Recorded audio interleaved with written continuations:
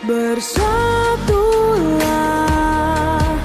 Indonesia, jangan pernah terpecah belah. Walau kita berbeda, walau kita tak sama, Radio Republik Indonesia, kita Indonesia sesungguhnya.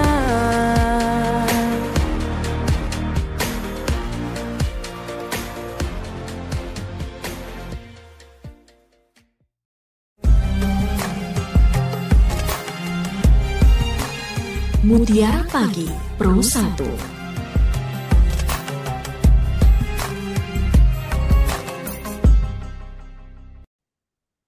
Baik, Assalamualaikum warahmatullahi wabarakatuh. Selamat pagi pendengar setia RRI, dimanapun Anda berada. Saya Gita Ayu menemani Anda semua pagi ini di edisi Minggu 24 Agustus 2025.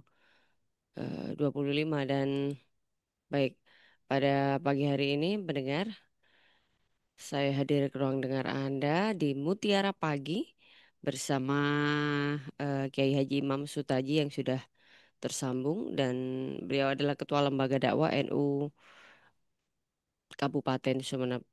Dan siaran Mutiara Pagi kali ini bekerja sama dengan pengurus cabang Nahdlatul Ulama Kabupaten Sumeneb. Kita sudah tersambung. Assalamualaikum, Kiai. Waalaikumsalam warahmatullahi wabarakatuh. Mudah-mudahan bisa didengar jelas ini, Mbak. Sangat jelas, alhamdulillah sangat jelas sekali. Kabar baik, Ya, Kiai? alhamdulillah berkat doa Mbak Gita. Iya, saya Insya Sagita. Allah, alhamdulillah, alhamdulillah. Semoga pendengar di rumah juga dalam keadaan sehat hari ini, dan kita akan membahas mengenai menakar makna demokrasi menurut Al-Quran dalam kehidupan berbangsa dan bernegara. Saya undang Anda nanti di 3 jalur telepon, di sesi dialog di 066536662317, kode area 0328 atau 081133450101, setelah mukadimah yang satu ini dari Kiai Imam. Silakan, Kiai. Baik, eh, Assalamualaikum warahmatullahi wabarakatuh. Waalaikumsalam. Bismillah, alhamdulillah. Allahumma salli ala Sayyidina Muhammad wa ala ali Sayyidina Muhammad wa ba'du. Para pendengar RRI dimanapun Anda berada, setelah bersyukur memuji Allah Subhanahu wa taala, bersolawat kepada Rasulullah, bahwa kita tahu kehidupan berbangsa ini adalah sebuah keseyogiaan di mana fitrah manusia diciptakan oleh Allah uh, untuk berbangsa-bangsa, berkabilah-kabilah, yang semuanya itu bertujuan untuk agar kita ini saling mengenal. Nah, sejalan dengan itu semua, maka kehidupan berbangsa bernegara ini harus diatur. Apalagi jumlah kehidupan itu banyak. Nah, ketika itu terjadi, dalam sebuah hadis dikatakan kalau kamu berjalan dan perjalanan kamu itu 3 orang, maka satu harus menjadi pemimpin. Nah, kehidupan berbangsa bernegara itu tidak akan terjadi kalau tidak ada pemimpin. Dalam hal ini, maka praktek-praktek kehidupan itu secara nyata memang tidak disebut dalam Al-Quran, tetapi bahwa apapun yang terjadi, Al-Quran memberikan solusi kepada kita untuk kemudian kita ini wa amruhum syura bainahum. A'udzubillahi minasyaitonirrajim. Bismillahirrahmanirrahim. Wa amruhum syura bainahum. Kemudian ini perintah dari Allah Subhanahu wa taala. Artinya Mbak Bita, kehidupan kita jika terjadi hal yang tidak sesuai dengan keinginan kita, maka inilah pentingnya musyawarah. Nah, Al-Qur'an mengisyaratkan itu sebagai musyawarah. Tetapi kemudian di dalam prakteknya ada banyak istilah yang kemudian ada mengistilahkan sebagai demokrasi. Di mana kita melihat demokrasi itu dari kata demos dan kratos, gitu kan Mbak Ita ya. Nah, ini kemudian secara praktek memang ada pemaknaan-pemaknaan yang berubah. Tapi bahwa upaya-upaya yang dilakukan dalam kehidupan berbangsa itu tidak lepas dilakukan dengan cara bermusyawarah. Bermusyawarah mufakat. Di Al-Quran sudah jelas isyaratnya. Kita ini bermusyawarah. Gimana proses prakteknya? Disitulah kemudian manusia memaknainya itu masing-masing.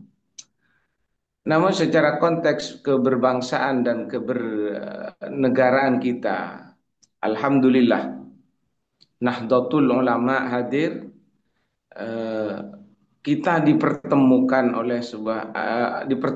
oleh satu nilai-nilai Pancasila, di mana Pancasila telah mempersatukan kita sebagai sebuah dasar falsafah kehidupan kita. Alhamdulillah luar biasa. Itu Mbak Gita. Nah, cuma begini, hari ini demokrasi yang kita maknai ini telah banyak mengalami pergeseran-pergeseran. Sehingga kemudian penting untuk meluruskan itu bahwa asas mayoritas yang diterapkan itu memang kadang ada sebagian orang yang menentang. Nah, demokrasi yang dimaknai sebagai asas mayoritas, di mana ukuran kebenaran itu diukur dengan mayoritas. Ini memang ada banyak penentangan. Tapi tetaplah upaya yang dilakukan untuk mencapai kebenaran di dalam mengamalkan satu pemaknaan ajaran di dalam Al-Quran ini sudah diupayakan oleh para ulama-ulama kita. Nah, tegasnya hari ini saya ingin katakan bahwa demokrasi itu adalah memang secara praktek tidak ada hal yang jelas di Al-Quran, tapi itu adalah wujud dari sebuah musyawarah yang diperintahkan oleh Al-Quran. Bahwa kehidupan berbangsa bernegara tidak lepas dari sebuah kebersamaan, butuh kita ini untuk selalu bermusyawarah, butuh kita ini untuk selalu berembuk. Bagaimana perjalanan kehidupan bernegara dan berbangsa kita sesuai dengan tuntunan syariat agama. Kira-kira itu Mbak Gita, sementara dari apa yang bisa saya sampaikan. Assalamualaikum warahmatullahi wabarakatuh. Silakan Mbak Gita. Baik. Waalaikumsalam warahmatullahi wabarakatuh. Terima kasih. Dan pendengar saya undang Anda kali ini yang ingin bergabung bisa di 665396 662317 kode area 0328 atau di 081133341101. Eh, baik, tadi dijelaskan sudah secara singkat dan ini juga masih berkenaan dengan hari ulang tahun Republik Indonesia, negara yang kita cintai ya, ke-80 pendengar. Silakan saya undang Iya, Anda iya. melalui SMS dan WhatsApp juga. Kalau tadi Kiai mengatakan em, NU begitu ya, yang sampai saat ini juga hadir di dalam kemerdekaan. Ini kalau menilik sejarah Indonesia yang memang berdiri juga dan beberapa pahlawan-pahlawan negara itu dari ulama dari tokoh Islam gitu. Nah, barangkali relevansinya di zaman sekarang ini peran ulama kalau kayak tadi mengatakan ada pergeseran gitu. Nah, ini seperti apa peran ulama kalau kalau kalau melihat Indonesia sekarang, Oke. Baik Mbak Gita. Jadi begini Mbak Gita. Kita ini disatukan oleh Pancasila. Harus diakui itu. Nah, tapi Pancasila itu tidak akan ada artinya kalau tidak ada Nahdlatul Ulama. Sekali lagi saya tegaskan begitu. Kenapa? Karena yang mempertahankan Pancasila itu adalah orang-orang yang berafiliasi dengan Nahdlatul Ulama. Artinya sebelum Indonesia merdeka, Nahdlatul Ulama itu berdiri 1926. Yang tujuannya adalah selain dari himayatuddin juga bertujuan himayatud daulah, menjaga agama, menjaga ajaran Islam Ahlus Sunnah wal Jamaah dan menjaga negara, membebaskan negara. Sampai hari ini Mbak Gita, tidak ada satupun dari ajaran Nahdlatul Ulama yang menentang negara untuk memberontak kepada negara. Maka memang Pancasila adalah mempersatukan kita. Tapi tanpa Nahdlatul Ulama, Pancasila tidak akan ada apa-apanya. Artinya, saya katakan begini, untuk orang seorang peneliti dari luar negeri itu yang sempat dikutip oleh Bapak Islah Bahrawi. Beliau adalah seorang apa, tokoh muda hari ini yang bekerja sama dengan Densus 88 dalam urusan terorisme. Beliau mengatakan, Calviroso itu pernah mengatakan dan peneliti Barat bahwa Indonesia ini sampai hari ini berlangsung dengan multi keberagaman kehidupan masyarakatnya, multi agama, multi suku bangsa, kemudian multi bahasa.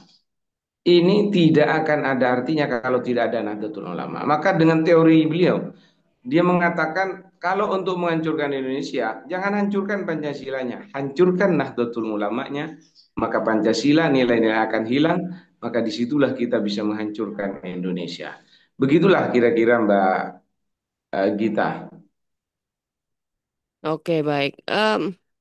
Saya masih undang Anda, pendengar, dan tadi ini jelaskan kalau memang seperti itu memang segitu sebesar itu peran dari Nahdlatul Ulama begitu ya untuk Indonesia kayaknya. Hmm. Baik.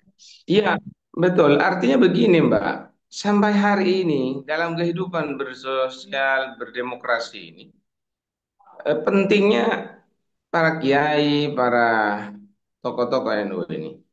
Kan ada baru-baru ini Mbak Gita, ada orang yang datang ke Indonesia belajar kepada Nahdlatul Ulama.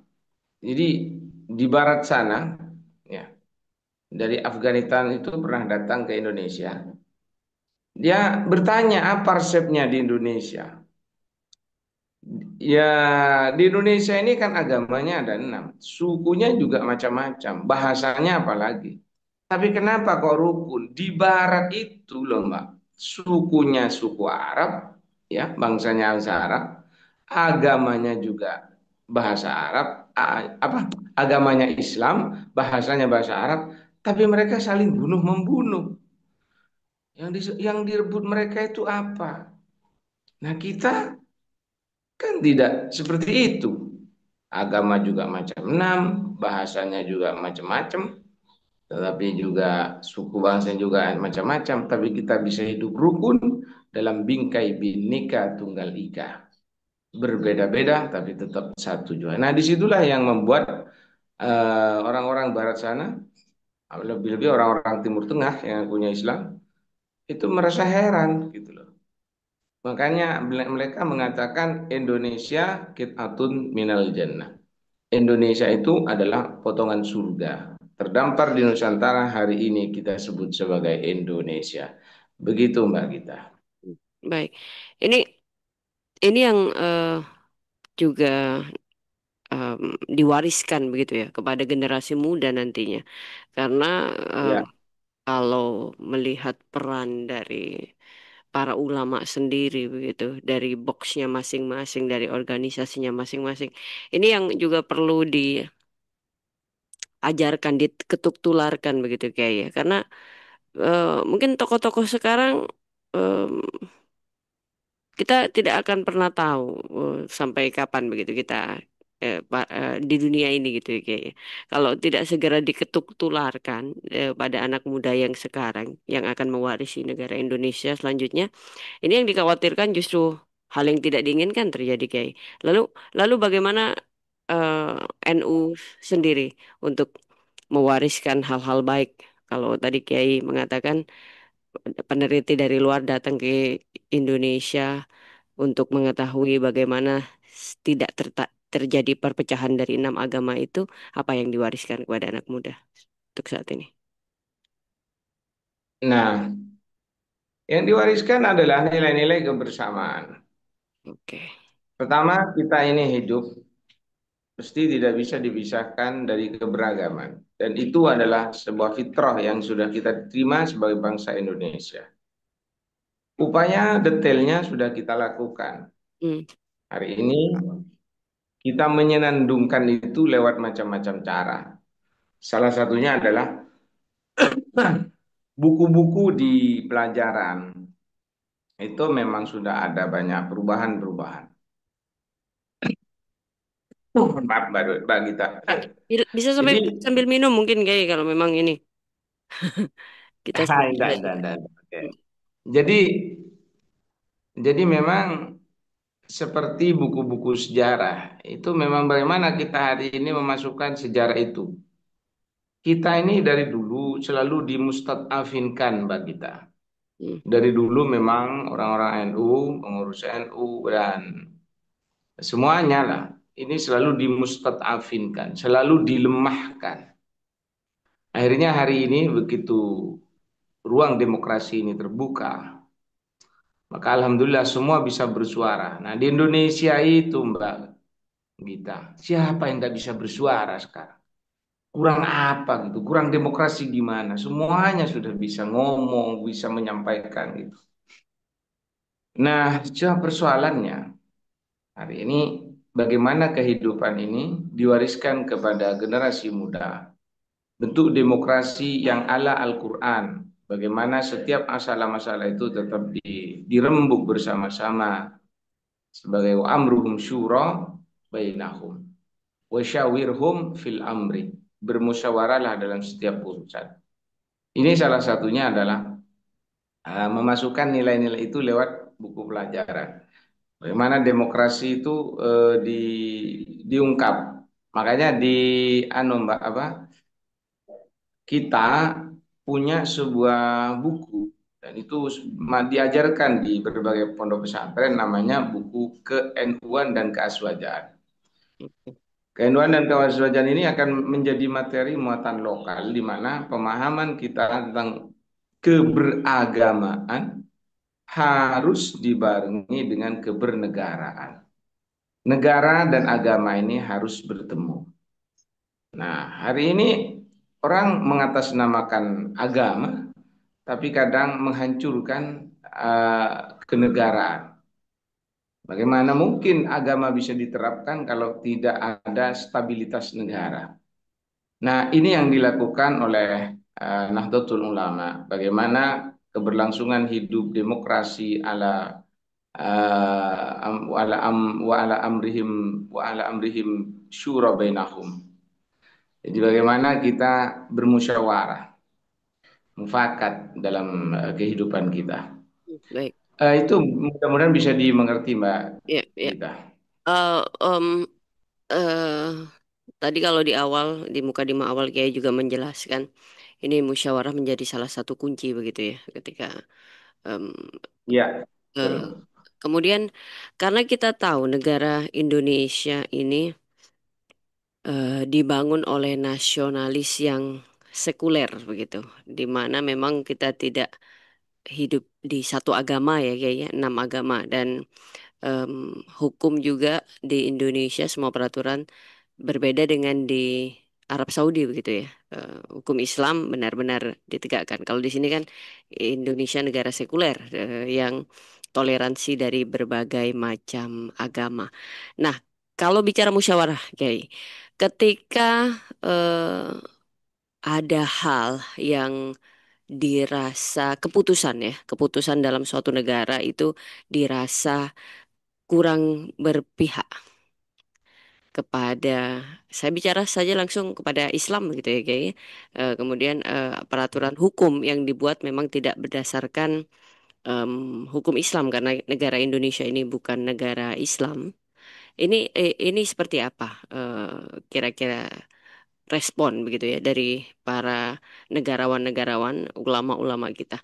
Apakah memang eh, Islam juga mengajarkan ketika misalnya kita lagi musyawarah dan tidak menang dalam suatu perdebatan, Islam seharusnya bagaimana menghadapinya? Apa diam atau tetap menyuarakan apa yang seharusnya diputuskan begitu? Eh, Pertanyaan Mbak Gita itu memang betul. Sampai hari ini, mohon maaf Mbak, sebenarnya sama dengan fakta sejarah. Apa yang ditanyakan Mbak itu, saya tidak bisa menemukan buktinya. Karena begini, ada sebuah hadis Rasulullah yang disampaikan begini. La tajtami ummati 'ala dhalal. Umatku tidak akan pernah bersepakat dalam kesesatan. Nah, sama sejarahnya. Kalau ada sesuatu aturan perundang-undangan yang kemudian tidak sesuai ketika dimusyawarahkan kemudian kalah. Misal contoh saja, misalkan di sini ada 6 agama. Nah, saya rasa Mbak, saya belum menemukan itu. Mohon maaf, mohon maaf, mohon maaf. Saya belum menemukan itu. Hmm. Yang ada itu sebenarnya penyelewengan pelaksanaan dari musyawarah itu. Nah, ini sering terjadi, sering terjadi. Walaupun kata-kata saya ini harus ditujukan dengan bukti. Nah, tetapi itulah kita. Apa yang dilakukan, dimusyawarahkan oleh para pemimpin-pemimpin kita, sebenarnya itu sudah baik. Tidak ada yang tidak baik. Sama juga ini Mbak Gita. Catat dan tolong diingat ya. Kalau mohon maaf mulut saya ini salah. Silakan mulut saya ini diludahi dari apa-apa. Mohon maaf, bisa ekstrim memang. Selama ini carilah dalam sejarah Indonesia itu Mbak Gita dalam memperoleh kemenangannya dulu dari penjajahan sehingga menjadi merdeka itu tidak pernah kalah dalam peperangan gitu loh. Kalau ada sejarah yang mengatakan Indonesia kalah dalam peperangan, saya ingin tahu. Tapi kalau Indonesia kalah dalam perundingan, iya. Nah, sama hari ini, negara ini kalau tidak ada terlalu banyak pengkhianat-pengkhianat di negeri ini, Mbak, kita mungkin tidak akan ratusan tahun dijajah oleh para penjajah.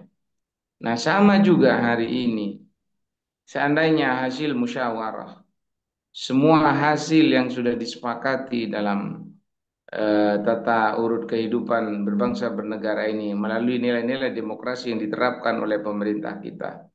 Saya yakin tidak akan ada itu. Nah, bagaimana sikap NU? Bagaimana saya bisa mengatakan konkretnya itu? Karena memang semuanya tidak ada. Hmm. Kebijakan-kebijakan pemerintah kita misalnya hari ini. Saya ingin lihat. Itu tidak ada yang apa namanya memang sulitlah ditemui yang salah gitu. Tapi yang salah itu adalah cara melakukannya. Oke. Nah, tapi ini mohon maaf Mbak Gita, ini saya mengatakan gini ini bahaya. Tapi saya terpaksa harus mengatakan itu. Tidak ada itu loh. Tapi kalau pelaksanaannya, dulu saya punya teman di Indonesia ini, kalau apa-apa bantuan misalnya diberikan dengan sesuai bunyi kunci lemari, hanya bunyinya 2 kali katanya, itu pasti sejahtera rakyat Indonesia. Buka lemari, cetat, cetet, kemudian diberikan. Nah, sekarang kan bunyinya 3 katanya. Oh. Cetat, cetet, cetot, buru bagi. Nah ini yang kemudian merusak negara kita. Itu katanya begitu. mm, mm. Begitu Mbak Gita yang Ya, bisa saya jawab. eh, Kah, memang kalau mau membahas mengenai ini ya, fakta sejarah Indonesia itu panjang ya kayaknya. Eh, Iya, Namun betul. saya penasaran nih, bagaimana ketika para ulama itu berdiskusi gitu kayaknya. Karena memang yang selalu dikhawatirkan, saya ingat persis yang dikhawatir, yang selalu ini quote ya dari presiden pertama kita Bung Karno gitu. Kalau yang dikhawatirkan itu justru bukan melawan penjajah, tetapi bagaimana melawan saudara sendiri gitu ya. Ya, betul. Ya, melawat bangsamu. Iya, betul. Saya Ini juga ingat itu. Oke. Nah, ini saya penasaran bagaimana cara para ulama berdiskusi begitu. Ketika memang dalam satu lembaga justru permasalahannya timbul di dalam sendiri begitu. Ini bagaimana mungkin kita bicara secara Islam menyelesaikannya saja ketika diskusi itu belum ada ujungnya begitu. Ketika dari para tokoh ini sangat mempeng dengan statementnya, dengan ini ya, statementnya masing-masing. Bagaimana cara Islam menyelesaikan biasanya? Iya. eh Kemudian ini juga penting saya sampaikan. Memang tidak semua keinginan bisa menjadi kenyataan. Ya, Karena dalam hidup itu memang hidup tak semudah yang kita bayangkan walaupun tak sesulit yang kita pikirkan. Kan begitu. Nah, di dalam hal ini Islam jelas sekali. Faida azamta fatawakkal 'ala Allah wa amruhum syura bainahum. Jadi jika kemudian kamu sudah kuat dengan keinginanmu ya pasrahkan saja kepada Allah. Nah, begini Mbak, kalau terjadi mempem itu artinya terjadi persekukuhan pendapat. Jadi mau tidak mau rekan mentak ya kowe. oke, baik, baik, Kiai. Nah, Islam sudah memberi sekuat apapun yang menjadi keinginanmu itu tidak akan pernah terjadi kecuali takdirnya Allah Subhanahu wa taala. Nah, dalam sebuah riwayat dikatakan ini berbahasa Arab sebenarnya. Ini firman Allah kepada Nabi Daud yang kemudian ini disampaikan. Ini menjadi hadis qudsi. Saya terjemahkan langsung bahwa Allah itu berfirman begini. Kamu ingin, aku ingin. Aku ingin, kamu ingin. Maka jika tidak kau pernah serahkan keinginanmu terhadap keinginanku, maka kamu akan menjadi berat dengan keinginanmu. Dan kamu akan capek dengan keinginanmu. Tapi jika semuanya kau serahkan kepadaku, maka cukuplah apa yang menjadi keinginanmu, kemudian tidak akan pernah terjadi kecuali apa yang menjadi keinginanku. Nah, ini menjelaskan bahwa semuanya memang sudah takdir Allah. Kita punya konsep namanya tawakal. Setelah ada usaha, upaya, maka ya kita pasrahkan diri aja. Semuanya tidak akan terjadi di dunia ini kecuali atas takdir Allah Subhanahu wa taala. Makanya kekalahan, kemenangan, kesejahteraan, kemiskinan, bahkan hal-hal yang terjadi buruk baiknya terhadap kita. Memang semuanya sudah menjadi takdir Allah Subhanahu wa taala, tapi itu menjadi pilihan di mana ini harus diikuti dengan sebuah ikhtiar, pilihan hidup yang didasarkan kepada akal sehat dan dasar-dasar nilai-nilai agama. Jadi mun lak musyawarah lah mentok Mbak Gita. Ya semuanya diserahkan kepada apa namanya forum di musyawarah itu. Para ulama di Nahdlatul Ulama itu ya begitu semuanya dari dulu. Makanya sampai hari ini kenapa NU juga terus berlanjut ya karena faktor ilahiyah itu. Faktor ilahiyah kan di sini bahwa para ulama menyerahkan semuanya beristikharah, berikhtiar kepada Allah Subhanahu wa taala, meminta pilihan kepada Allah taala untuk diberikan pilihan yang terbaik. Sehingga kadang-kadang yang dilakukan itu tidak masuk akal. itu kemudian bisa terjadi, Mbak.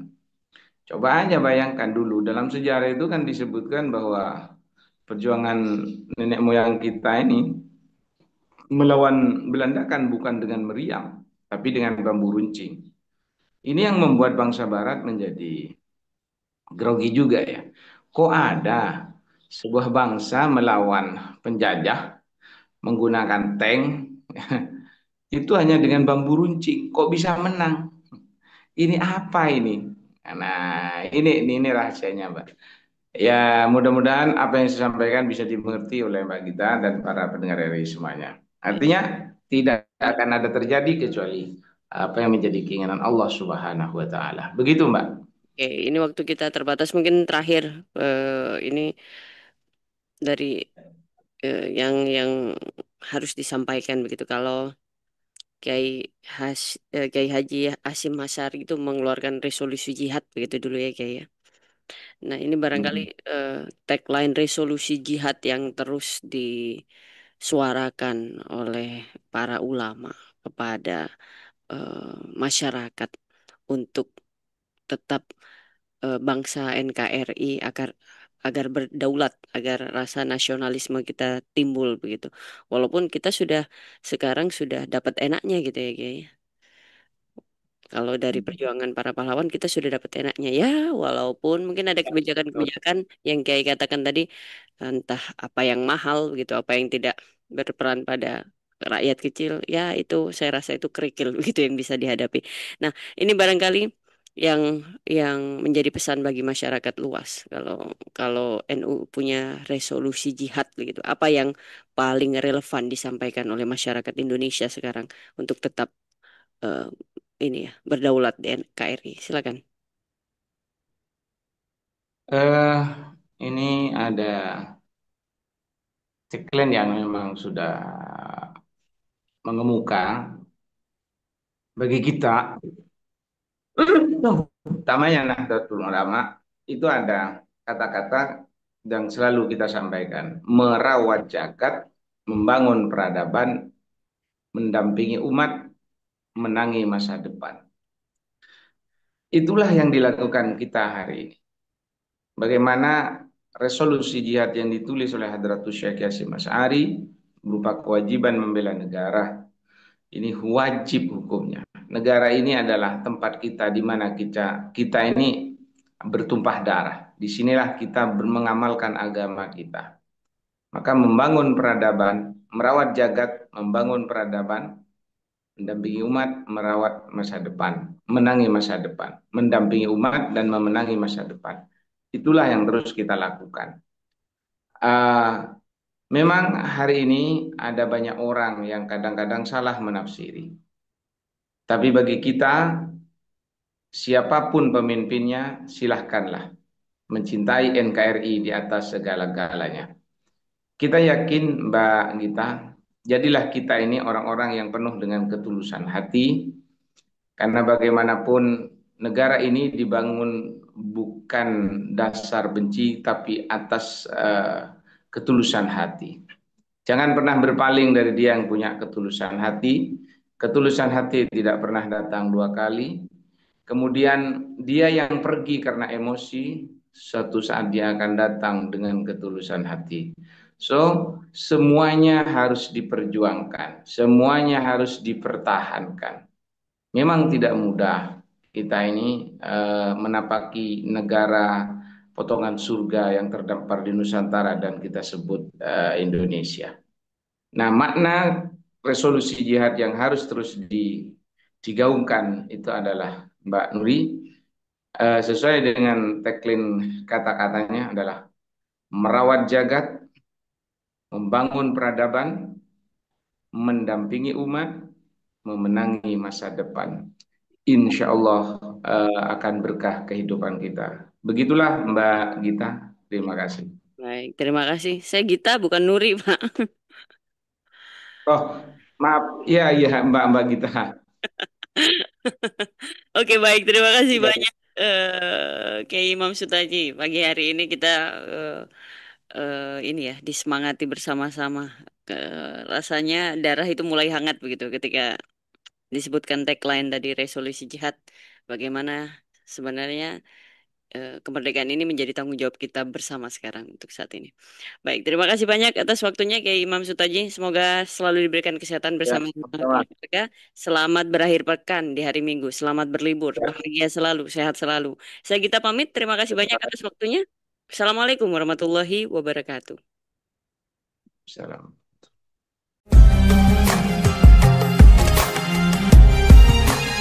Mutiara Pagi Pro 1.